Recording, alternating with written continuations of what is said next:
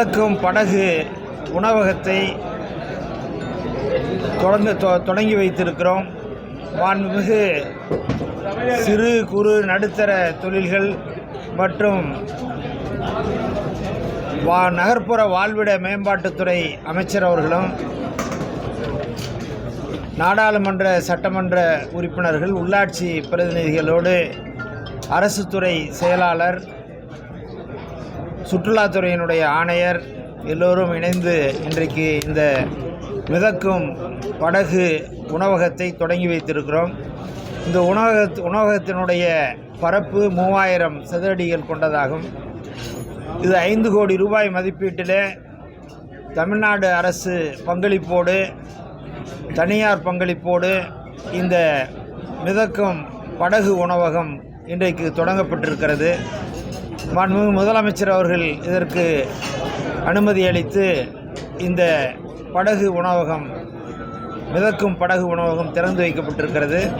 இதில் கருத்தரங்குகள், அதேபோல் குடும்பத்தோடு வந்து உணவருந்தக்கூடியவர்கள், அதேபோல் அலுவலக கூட்டங்கள், பிறந்தநாள் கொண்டாட்டங்கள், கேளிக்கை விருந்துகள் என்று பல்வேறு நிகழ்ச்சிகள் நடத்துவதற்கு ஒரு ஏற்ற மிதக்கும் படகு உணவகமாக திகழ்கிறது. இது சிறப்பான வகையிலே 5 கோடி ரூபாய் மதிப்பீட்டிலே இந்த உணவகம் தொடங்கப்பட்டிருக்கிறது. இது சிறப்பாக தொடர்ந்து இந்த முட்டுக்காடு படகு குழாமிலே தொடர்ந்து இது செயல்படும் என்பதை இந்த நேரத்தில் தெரிவித்துக் கொள்கிறேன். இந்த புதிய திட்டம் என்ன சார் வச்சுருக்கீங்க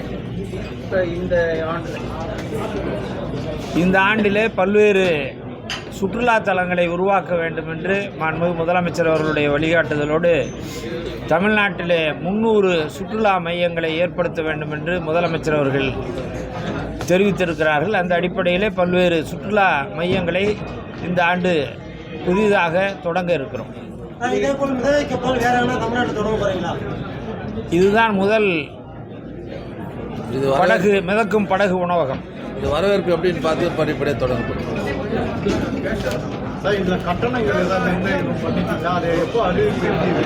நாளைய தினம் இதற்கான கட்டணம் நிர்ணயிக்கப்பட்டு அறிவிக்கப்பட இருக்கிறது. எப்போதுலேருந்து பயன்பாட்டுக்கு எப்போ சார் வருது?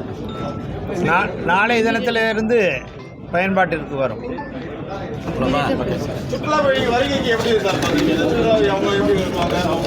அதிக அளவிலே சுற்றுலா பயணிகள் வருவார்கள்.